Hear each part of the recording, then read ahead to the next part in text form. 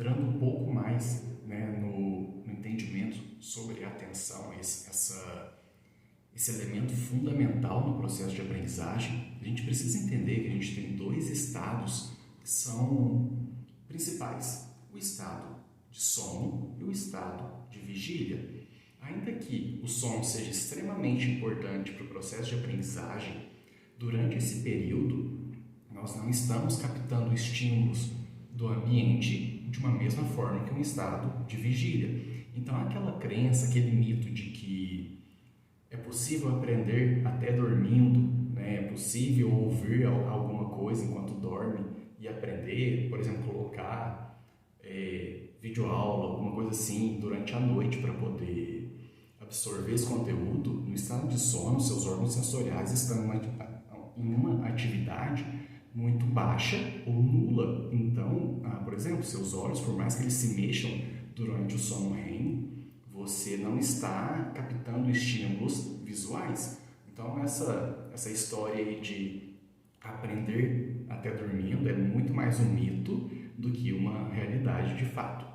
Já no estado de vigília, né, quando a gente está acordado, nós temos outros dois estados: o estado de inatenção e um estado que a gente poderia chamar de alerta, né? Estamos despertos. Dentro do estado de alerta, a gente tem duas opções: ou a gente ignora estímulos, ou a gente capta estímulos relevantes. Então, por exemplo, lembra o exemplo da Times Square? Estamos em um estado de alerta, estamos acordados, mas existem milhares de estímulos à nossa volta e a gente só está prestando atenção em um ou outro estímulo, estamos ignorando todos os outros. Então, o nosso cérebro tem essa capacidade. E aí, quando eu foco em um estímulo, essa atenção pode ser seletiva e sustentada, ou ela pode ser dividida. A atenção seletiva e sustentada é, por exemplo, você está caminhando lá na Times Square, está conversando, você mantém a atenção no assunto, mantém a atenção no plano que vocês estão fazendo de conhecer o Central Park.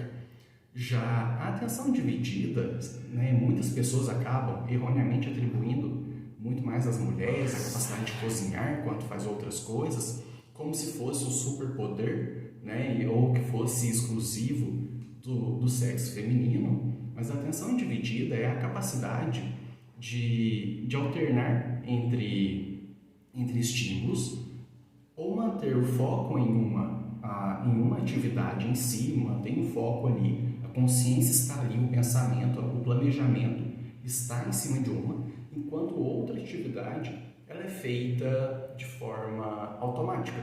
Então, por exemplo, eu estou aqui conversando com vocês, eu estou com uma caneta na mão e poderia estar escrevendo, a gente pode perceber isso. E aí eu, enquanto psicólogo, muitas pessoas têm aquela imagem do psicólogo prestando atenção no paciente. Isso eu já vi muito médico fazer também. Ou vocês, professores, enquanto estão prestando atenção, né, na sala de aula, estão escrevendo algo em um caderno ou no quadro. A atenção dividida é essa capacidade de focar sua atenção em um estímulo específico, enquanto desenvolve outra atividade de forma automática. Muita gente acaba perguntando: tem como aumentar a atenção, melhorar essa atenção? A gente já sabe que o TDAH é um transtorno de déficit de atenção e tem a hiperatividade também, que essa atenção ela está baixa ou ela é rapidamente alternada entre vários estímulos, impedindo que a pessoa sustente uma atenção em cima, né, de um estímulo específico. Agora, nós, né, por exemplo, se a gente não tem TDAH, ainda tem como aumentar um pouco mais a atenção? Sim, com o uso de alguns psicoestimulantes.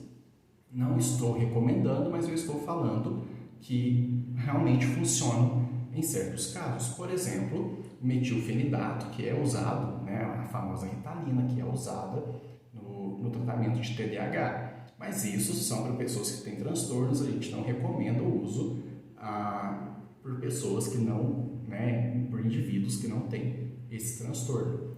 Mas existe outro, né, existem vários outros psicoestimulantes que são usados para o aumento da performance da atenção, como por exemplo a cafeína, o café, a chá verde, esses chás, eles servem? Não tanto, eles não possuem tanta cafeína quanto o próprio café. Uma xícara de café tem por volta ali de 200 miligramas de cafeína. Isso é bastante.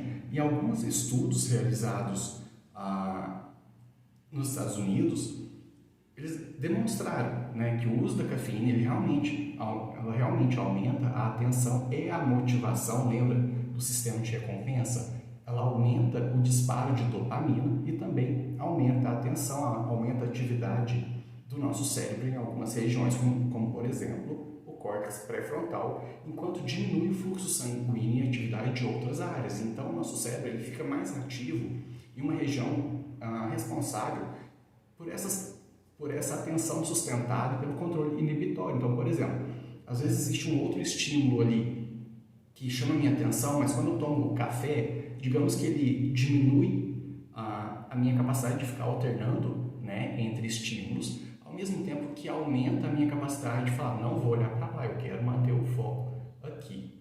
Bom, e aí em relação ao uso de psicoestimulantes, seria interessante a gente aumentar muito a nossa atenção, nosso estado de alerta, tomar muito café? Eis um grande problema. A gente pode entender que a relação da performance com a atenção, ela se dá em uma curva em U invertido, ou curva de sino. Imagine um sino, ele começa baixo, ele sobe, depois ele desce.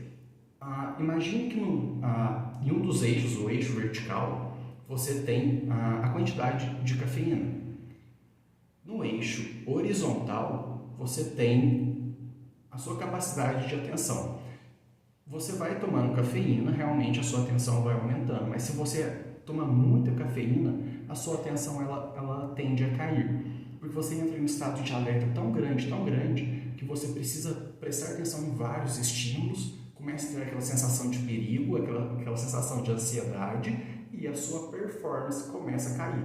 Então, o uso exagerado do café, ele é totalmente inverso à capacidade de ter performance. Então, sim, existe ali uma quantidade em que a sua atenção ela vai, né, te entregar performance, mas o excesso de atenção, o excesso de estimulação, ele te leva a uma queda de performance e você, na verdade, vai ter uma crise de ansiedade e não necessariamente vai terminar de realizar a tarefa que você precisa.